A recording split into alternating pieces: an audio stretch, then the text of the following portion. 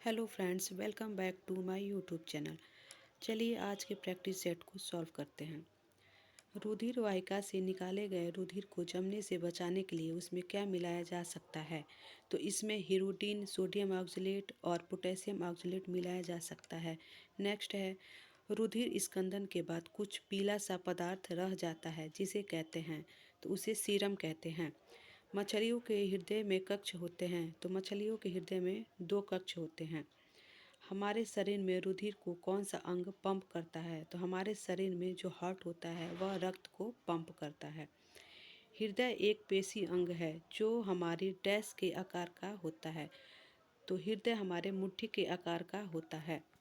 जब हम मुट्ठी बंद करेंगे जो आकार दिखाई देगा उसी आकार का हमारा हृदय होता है, जिसे हार्ट कहते हैं। हमारे शरीर में हृदय कहाँ उपस्थित होता है? तो हमारे शरीर में पसलियों के नीचे या फेफड़ों के बीच में या वक्षीय गुहा में हृदय उपस्थित होता है। नेक्स्ट है, मनुष्य के हृदय में कितने कोष्ठक होते हैं? तो मनुष्य के हृदय में 4 कोष्ठक होते हैं, जिसमें 2 निलय और 2 आलिंद होते हैं। हमारे हृदय के चारों तरफ सुरक्षा परत को क्या कहते हैं? तो हमारे हृदय के जो चारों तरफ सुरक्षा परत होती है उसे पेरिकार्डियम मेम्ब्रेन कहते हैं, या हिंदी में इसे पेरिकार्डियम झिल्ली कहेंगे। नेक्स्ट है, पेरिकार्डियम द्रव का मुख्य कार्य क्या है? तो इसका मुख्य कार्य हृदय को बाहरी आघात से बचाना है तथा यह हृदय में एक नेहक के रूप में कार्य करता है। नेक्स्ट है, मनुष्य के हृदय में डैश तथा डैश होते हैं। तो मनुष्य के हृदय में 2 आलिंद और 2 निलय होते हैं। नेक्स्ट है, हमारे हृदय में अंतरा आलिंद भित्ति को अलग करता है, तो यह दोनों आलिंद करता है। नेक्स्ट है, कौन द्विदलीय कपाट या मिठुल है? तो द्विदलीय कपाट या मिठुल बायां आलिंद और निलय कपाट को कहते हैं। नेक्स्ट है, शरीर के विभिन्न हिस्से से अशुद्ध रक्त को दायां आलिंद में लेकर आता है, तो अशुद्ध रक्त को अग्रमाशिरा और पश्चमाशिरा लेकर आते हैं। नेक्स्ट है, फुफ्फुसीय धमनी रक्त प्रवाह करता है, तो जो फुफ्फुसीय धमनी होती है दायां निलय से फेफड़ों में रक्त प्रवाह करती है। नेक्स्ट है, फुफ्फुसीय शिरा रक्त का प्रवाह करता है, तो जो फुफ्फुसीय शिरा है वह फेफड़ों से बायां आलिंद में रक्त का प्रवाह करता है।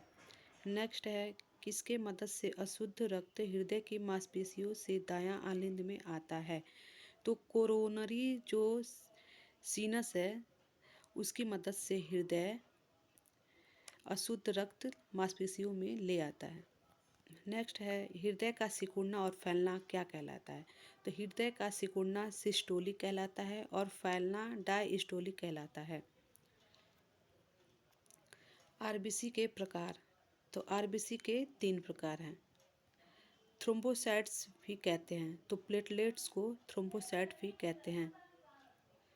कौन रक्त का थक्का जमने में मदद करता है? तो रक्त का थक्का जमने में मदद करता है प्लेटलेट्स। रोग प्रतिरोधक क्षमता को कौन बढ़ाता है? डब्ल्यूबीसी रोग प्रतिरोधक क्षमता को बढ़ाता है।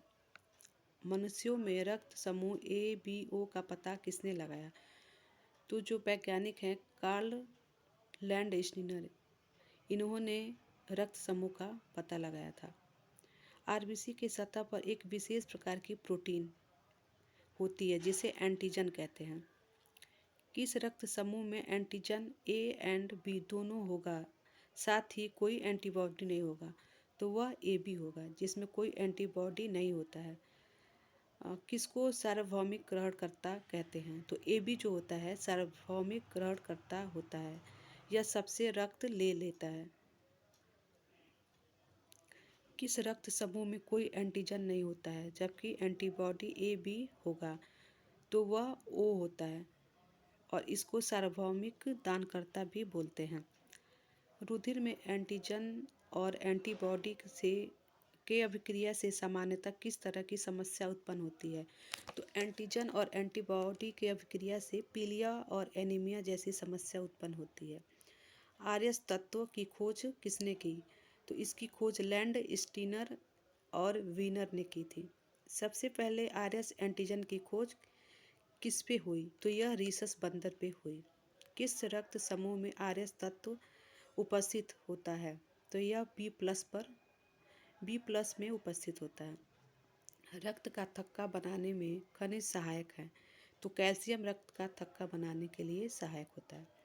हमारे शरीर में रक्त को जमने से रोकने वाला प्रतिस्पंदन हिपैरिन होता है। कौन सा विटामिन रक्त का थक्का बनाने के लिए सहायक है? तो विटामिन के रक्त का थक्का बनाने के लिए सहायक होता है। Thank you.